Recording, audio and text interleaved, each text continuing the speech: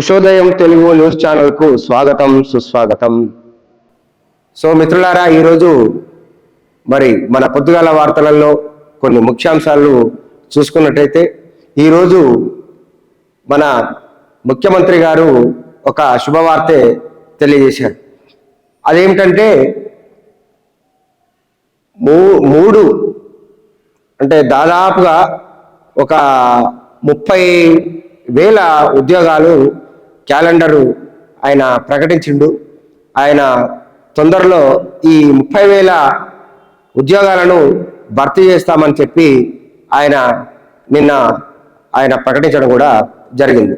ఇది ఒక రకంగా చెప్పాలంటే చాలా శుభ పరిమాణం అని చెప్పాలి. ఎందుకంటే ఈ యొక్క అసలు చాలా నిన్న మొన్నటిదాకా నిరుద్యోగులు రోడ్ల మీదకి వచ్చి చాలా కొట్లాడారు. మాకు ఉద్యోగాలు కావాలని చెప్పి అసలు వాళ్ళు చేయని ధర్నా లేదు, రస్తారోకలు, ఎన్ని రకాలైనటువంటి ఆందోళనలు విద్యార్థి సంఘాలు నిన్న మొన్నటిదాకా యూనివర్సిటీలో చాలా ఉధృతమైనటువంటి పరిస్థితి ఉన్న మాట మనకు చాలా వాస్తవమైనటువంటి విషయం. ఈ క్రమంలో కొన్ని ప్రతిపక్షాలు కూడా ప్రభుత్వంపై అనేక రకాలుగా దుమ్మెత్తిపోసినటువంటి విషయము మనందరికీ కూడా తెలిసిన విషయమే. అయితే ఈరోజు ఏదేమైనప్పటికీ కూడా ముఖ్యమంత్రి గారు ఒక మంచి నిర్ణయము తీసుకొని ఆయన నిరుద్యోగులకు ఒక శుభవార్త అయితే చెప్పడం జరిగింది. అయితే ఇది ఈ విధంగా ఉంటే, హైదరాబాద్లో జరుగుతున్నటువంటి హైడ్రా చాలా స్పీడ్గా ఎట్లా అంటే ఇక ఎవరిని వదిలిపెట్టమనే ఉద్దేశంతో హైడ్రా తన పని తాను చేసుకుంటూ పోవడమే కాకుండా ఇంకా అనేకమైనటువంటి వాళ్ళు ఎమ్మెల్యేలే కావచ్చు, మంత్రులే కావచ్చు, లేకుంటే మాజీ అధికారులే కావచ్చు, ఎవరైనా సరే పూర్తిగా దాని మీద ఎంక్వైరీ చేసి ఏ చిన్న తప్పిదం జరిగినా కానీ హైడ్రా తన పని తాను చేసుకుంటూ పోతూ దాని యాక్షన్ చేసుకుంటూ ఈరోజు చాలా ఉధృతంగా పనిచేస్తున్నటువంటి విషయం మనందరికీ తెలిసిందే. ఈ క్రమంలోనే మరి ఈ నిన్న మొన్న జరిగినటువంటి విషయం, పల్లా రాజేశ్వర్ రెడ్డి గారికి సంబంధించి ఒక ఫిర్యాదు హైకోర్టు ద్వారా వెళ్ళటంతో ఆయన యొక్క సమస్య కూడా ఆయన విద్యా సంస్థలు ఏవైతున్నాయో ఆ విద్యా సంస్థలన్నిటికీ కూడా ఈరోజు ఒక భారీ ఎత్తున ఆయన మీద విచారణకు చేపట్టడానికి రాష్ట్ర ప్రభుత్వం పూనుకుందని చెప్పుకోవచ్చు. నిన్న జరిగినటువంటి ఒక చిన్న గొడవ కూడా అక్కడ ఈ సమస్యకు పెద్ద కోణంగా కనబడుతుంది. అదేమిటంటే పల్లా రాజేశ్వర్ రెడ్డి విద్యా సంస్థలు ఎక్కడైతే గట్కేసార్ పరిసర ప్రాంతంలో ఉన్నటువంటి ఆ వెంకటాపురము ఆ గ్రామం సభ్యుల్లో ఒక చెరువు ఉంది. ఆ చెరువుకు సంబంధించి అక్కడ ఉన్నటువంటి కుంట్లూరు సర్పంచ్ ఎవరైతే ఉన్నారో ఆయనపై నిన్న కొంతమంది ఆ పల్లా రాజేశ్వర్ రెడ్డి అనుచరులు కూడా ఆయన మీద దాడి చేసినటువంటి సంఘటన మనము సామాజిక మాధ్యమాల్లో చూస్తున్నటువంటి విషయమే. అయితే ఒకవేళ నిజంగానే మీరు ఈ భూమిని మీదైనప్పుడు మీరు రౌడీలను, గూండాలను మీరు ఒకసారి చూడండి, వాళ్ళని పెట్టి వాళ్ళ మీద దాడి చేయవలసిన అవసరం మీకు ఏమున్నది? ఇది పల్లా రాజేశ్వర్ రెడ్డి గారు మీరు ఎందుకు చేస్తున్నారు ఈ విషయాన్ని? మీరు ఆల్రెడీ కోర్టులో పిటిషన్ వేసారు, మీరు కోర్టులో సమాధానం చెప్పుకోండి. రేపు మీకు ఏదో జరుగుతుంది, మాకు కూడా మా మీదకి వస్తారనే భయం ఉన్నప్పుడు దాడి చేయించడం ఎందుకండి? రేపు మీరు హైడ్రాను ఆపగలుగుతారా? హైడ్రాను ఆపే శక్తి మీకున్నదా? అట్లా మీరు ఈరోజు ఒక వాతావరణాన్ని సృష్టించి మీరేదో పబ్బం గడుపుకోవాలా అనుకున్న ప్రయత్నం చేస్తే ఇది ప్రజలు మిమ్మల్ని గమనిస్తున్నారు. ఇది చాలా విచిత్రమైనటువంటి సంఘటన. ఇంకొకటి ఏంటంటే, మీ విద్యా సంస్థలు స్థాపించే ముందు అక్కడ ఉన్న గ్రామ ప్రజలు చెప్తున్నది ఏంటంటే, ఇది పూర్తిగా చెరువు. ఈ పూర్తి చెరువును ఆయన ఒక దగ్గర కొంత ల్యాండ్ తీసుకొని ఆ ల్యాండ్ తీసుకొని మెల్లమెల్లగా మొత్తం చెరువును మొత్తం కూల్పించేసేసి ఆయన విద్యా సంస్థలు మొత్తం కూడా పెద్ద అపార్ట్మెంట్లు అండి, చిన్నవి కావవి, పెద్ద అపార్ట్మెంట్లు ఆయన ఈ విద్యా సంస్థల పేరుతోని ఈరోజు అవన్నీ కూడా కట్టడం జరిగింది. ఈ విద్యా సంస్థలు కట్టేటప్పుడు మరి ఎవరిచ్చారండి ఈ అనుమతులు? హెచ్ఎండిఏ ఇచ్చిందా? ఎవరు ఇచ్చారు? ఎవరు ఈ అనుమతులు ఇచ్చింది ఎవరు? అసలు అనుమతులు పత్రాలు ఇచ్చిండ్రు. ఇప్పుడు పరిస్థితి ఏంటంటే ఇక కొత్త సమస్య మొదలైందండి. అసలు తప్పెవరిది? తప్పెవరు చేసారు? శిక్ష ఎవరికి? ఇప్పుడు చాలా గమ్మతైన విషయం ఏంటంటే ఈ హెచ్ఎండిఏ కానీ జిహెచ్ఎంసి కానీ అసలు ఎవరు తప్పు చేసిండ్రు, ఎవరు శిక్ష అనుభవిస్తుర్రు? ఈ హైడ్రాలా చూడండి, అసలు హెచ్ఎండిఏ అనుమతులు ఉన్నాయనే కదా వాళ్ళు కట్టుకున్నది. జిహెచ్ఎంసి టౌన్ ప్లానింగ్ అధికారుల అనుమతులు ఉన్నాయనే కదా వాళ్ళు ఇలా యథేచ్ఛగా అంత పెద్ద బిల్డింగ్లు భారీ ఎత్తున కట్టింది. మరి తప్పు ఎవరు చేస్తే ఎవరికి శిక్ష చేస్తారు అనేది కూడా ఒక విమర్శ అయితే వస్తుంది. ఇది మనము రాజకీయ కోణంలో చూడొద్దు. కానీ హెచ్ఎండిఏ అనుమతులు ఉన్నమాట వాస్తవమే.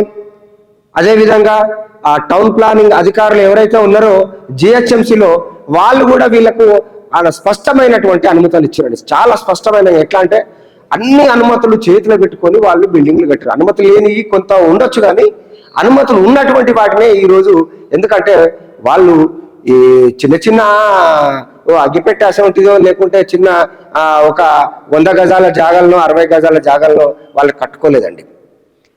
100 ఎకరాలు కదండి, ఎకరాలే కట్టేసిర్రు. ఫామ్ హౌస్ల పేరుతో కట్టేసిర్రు, విల్లాల పేరుతో కట్టేసిండ్రు. అదేవిధంగా వాళ్ళు అపార్ట్మెంట్లు ప్లాట్స్ చేసి అమ్మడం మొదలు పెట్టిండ్రు. పార్కులను కబ్జా చేసిర్రు. చెరువులు మొత్తం కూల్పేసి వాటి కూడా అక్కడ కూడా నిర్మాణాలు చేపట్టిర్రు. భారీ ఎత్తున ఫంక్షన్ హాల్లు కూడా కట్టేసిర్రు. ఇవేం చిన్నవి కాదు, భారీ ఎత్తున ఫామ్ హౌస్లు కట్టేసిర్రు, భారీ ఎత్తున కాలేజీలు కట్టేసి.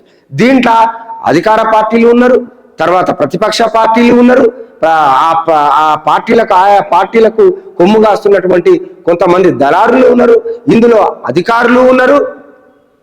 మరి ఇంతమంది కళ్ళు కప్పైతే అతను కట్టలేదు కదండి. మేము అదే అంటున్నాం. ఎందుకనంటే ఇవాళ తప్పెవరిది, మీరు శిక్ష ఎవరికి ఇస్తున్నారు? హైడ్రాని అడుగుతున్నటువంటి సామాన్య ప్రజలు. ఇక్కడ మీరు చేస్తుంటూ పోతుంటే చాలా సంతోషిస్తారు. ఎందుకంటే తిరిగి అది ప్రజల భూమి, ప్రజలకు వస్తున్నందుకు చాలా సంతోషిస్తారు. ఇవి రావాల్సిన అవసరం ఉంది, ప్రజలు స్వాగతిస్తారు. కానీ ఇప్పుడు విషయం జరిగింది ఏంటంటే ఈ తప్పిదం అంతా హెచ్ఎండిఏ అధికారులు చేసినటువంటి తప్పిదం. జిహెచ్ఎంసి ఏదైతే టౌన్ ప్లానింగ్ అధికారులను వాళ్ళకు కూడా వీళ్ళకు అనుమతులు ఇవ్వడం, ఈ అనుమతులు ఇవ్వడంతో వాళ్ళు కట్టుకుంటా వెళ్ళిపోవడం. ఈ అనుమతులు ఎట్లా మీ కంటికి? ఇది ప్రభుత్వ భూమి, ఇది చెరువు, ఇది నాల, ఇది పార్కు, కనీసం ఇవి మీకు తెలియలేదు అని అంటే ఇక మీకు ఎవరు చెప్పాలండి? మీకు ఎవరు చెప్పాలి? ఎవరైతే అయితే అధికారి ఉన్నాడో మీ అధికారులకు కూడా నేను ఒక మాట అడగదలుచుకున్నా ఈ సందర్భంలో. ఈ అధికారులను కూడా అక్కడున్న రాజకీయ నాయకుల, ఎమ్మెల్యేలు, అక్కడ ఉన్నటువంటి స్థానిక ఎమ్మెల్యేలతో పాటు మంత్రులు ఎవరో వాళ్లకు మీరు భయపడో, భంగపడో, లేకుంటే మీరు దేనికన్నా ఇంకా ఆశపడో చేసి ఉంటే మీ చట్ట పరిధిలో మీకున్నటువంటి రైట్స్లో మీరు చేయాలి. కానీ ఇదేందండి? అదేమన్నా ఏంది? ఒక 200 గజాల, 300 గజాల, 500 గజాల స్థలమా, లేకుంటే 100 గజాల స్థలమా? కాదు కదా. ఇవాళ కనీసం 50 గజాల స్థలంలో మీరు ఏదన్నా చిన్న నిర్మాణాన్ని చేపడితే వెంటనే మీ సిబ్బందిని తీసుకొచ్చి కూలగొట్టిస్తారు. మరి వాళ్ళ గింతగనము గిన్ని కోట్ల రూపాయలు విలువ చేసేటువంటి ప్రాపర్టీని ఇవాళ యథేచ్ఛగా దోసుకొని పోతుంటే మీరు ఇన్నాళ్ళు ఎందుకు కళ్ళు మూసుకొని ఉన్నారు అనేది ఒక పెద్ద ప్రశ్న. అందుకనే ఇప్పుడు శిక్ష ఎవరు పడుతున్నారు? తప్పు ఎవరు చేశారు? ఈ తప్పు చేసింది ఒకడైతే శిక్ష అనుభవించేది వేరేవాడు. ఇట్లా చేసుకుంటూ పోయినప్పుడు ఇక మీకు అడ్డు అదుపు లేకుండా పోయినప్పుడు ఇగో ఇట్లాంటి ఎప్పుడైనా అధికారము ఒకరి సొంతం కాదండి. ఈ అధికారం అనేది ఎప్పుడు ఒకరి సొంతం కాదు. అందుకే అధికారంలో ఉన్నప్పుడు ఏ నాయకుడైనా ఎవరైనా ఎక్కువగా విర్రవీగొద్దు, ప్రజలపై దాడులు చేయొద్దు, ప్రజాధనాన్ని దుర్వినియోగం చేయొద్దు. అధికారం ఉంది కానీ అధికారంలో కదా అని చెప్పి మీరు ఇష్టం వచ్చినట్టు చేస్తే 5 ఏళ్ల తర్వాత మళ్ళా దాన్ని ప్లేట్ ఫిరాయించేస్తారు. అప్పుడు మీ సమస్య గిట్లుంటుంది. ఇప్పుడు ఇలా మీరు అనుకుంటారేమో మాదేముంది బై హెచ్ఎండిఏ అనుమతులు ఇచ్చింది కదా, జిహెచ్ఎంసి అనుమతులు ఇచ్చింది కదా, ఇవన్నీ కూడా ఇవాళ ఇది అయిపోగానే నెక్స్ట్ అదే ఉంటుంది. వాళ్ళది కూడా లీస్ట్ ప్రకారం వరుస ప్రకారం అది కూడా ఎవరెవరు ఏమేం చేసిరు, ఎవరెవరు ఏం చేసిరు దీని మీద సీరియస్ గా ఉంటది. అప్పుడు ఎవడు ఏడ కూర్చోవాలో ఎక్కడ ఏడ కూర్చోవాలో వీళ్ళందరూ కూడా చట్టానికి లోబడవలసిందే. ఆ చట్ట పరిధిలో ఖచ్చితంగా దీని మీద పూర్తి స్థాయి విచారణ జరగవలసిందే. ఎవడైతే తప్పు చేసిండో, ఇంత పెద్ద అధికారి కానీ అక్కడ ఉన్న స్థానిక ఎమ్మెల్యే కానీ ఈ అనుమతులు ఇచ్చిన అధికారులు కానీ ఎవరున్నా సరే వీళ్లకు ఖచ్చితంగా శిక్షలు పడడం ఖాయం. ఇది నిజం. ఎందుకంటున్నామంటే హైడ్రా అనుకోకుండా వచ్చింది, కానీ ఒక మంచి ఆలోచనతో వచ్చింది. ఇవాళ మళ్ళీ చెరువులు కుంటలు పరిరక్షణ జరుగుతున్న ఈ నగరంలో అని అంటే ఇది ఎవరు ఇట్లా చేస్తారని ఎవరు అనుకోలేదు. కొన్ని మంచి అని చెప్పుకోవాలండి, ఎవరైతే మంచి అనే చెప్పుకోవాలి. అట్లా ఇవాళ ఇవన్నీ ఈ పేదలు అయితే ఎవరు పోతలేవు కదా, ఏదో అక్కడక్కడక్కడ చిన్నవి జరిగి ఉండొచ్చు అంతేగాని వాస్తవంగా ఇలా ఆ పేదలకు కూడా అమ్మినోడు కూడా పెద్ద పెద్ద దళారులు అక్కడ కబ్జాలు చేసేసేసి అక్కడున్న స్థానిక ఎమ్మెల్యే అండతోనో లేకుంటే మంత్రి అండతోనో చేసేసి వాళ్లకు పేదలకు మేము ప్లాట్లు ఇస్తాము, మేము ఇది కట్టిస్తాం అది కట్టిస్తాం అని చెప్పి అక్కడ కూడా నిన్న మొన్న చూసినాం మనం. ఆ కూల్చివేతలలో ఆ సామాన్య ప్రజలు వాళ్ళు ఏమంటున్నారంటే, అయ్యా మాకు 3 లక్షలకు ప్లాట్ అమ్మిండు, ఆ అమ్మినోడు ఇలా కనబడతలేడు అని. అట్లా కొన్ని వందల కుటుంబాలు అట్లా మోసపోయినాయి. అట్లా కూడా ఒక దళారీ దందా, ఒక వ్యవస్థ, ఎవడైతే ఎమ్మెల్యేల పక్కన చోటమోట లీడర్ గాళ్ళు ఉంటారో వాళ్ళంతా కూడా ఒక బ్యాచ్గా ఏర్పడి ఇట్లాంటి కార్యక్రమాలు చేసి కొన్ని వందల కుటుంబాలను నిర్వాసితులను చేసినటువంటి పరిస్థితి మనందరికీ తెలిసిన విషయం. అయితే వీళ్ళందరూ కూడా రేపు ఖచ్చితంగా ఈ బాధ్యతను తీసుకోవాలి. ఏదైతే కోర్టుకు వీళ్ళు ఖచ్చితంగా సమాధానం చెప్పాలి. నిజంగానే ఆ తప్పు ఎవరిది, మరి శిక్ష ఎవరు అనుభవిస్తారు అనేది కూడా ఖచ్చితంగా ఆ కోర్టు నిర్ణయిస్తుంది. అప్పుడు వీళ్ళు ఎవరైతే తప్పు నిజంగా చేసిర్రో, ఎవరైతే ఆ బాధ్యులకు ఏం న్యాయం చేస్తారో, మరి ఈ తప్పు చేసినవాడు ఎవడో వాడు ఖచ్చితంగా వాళ్ళు ఎవరినైనా వదిలిపెట్టకుండా వాళ్ళని తిరిగి ఆ శిక్ష అనుభవించాలి, వాళ్ళు జైలుకు పోవాలి అని చెప్పేసి ప్రజలు కోరుకుంటున్నటువంటి ప్రశ్న. ఖచ్చితంగా ఇది మనం కూడా మన వంతు కర్తవ్యంగా ఇట్లాంటి విషయాలన్నింటినీ కూడా మనం కూడా వెలుగులోకి తీసుకొద్దాం.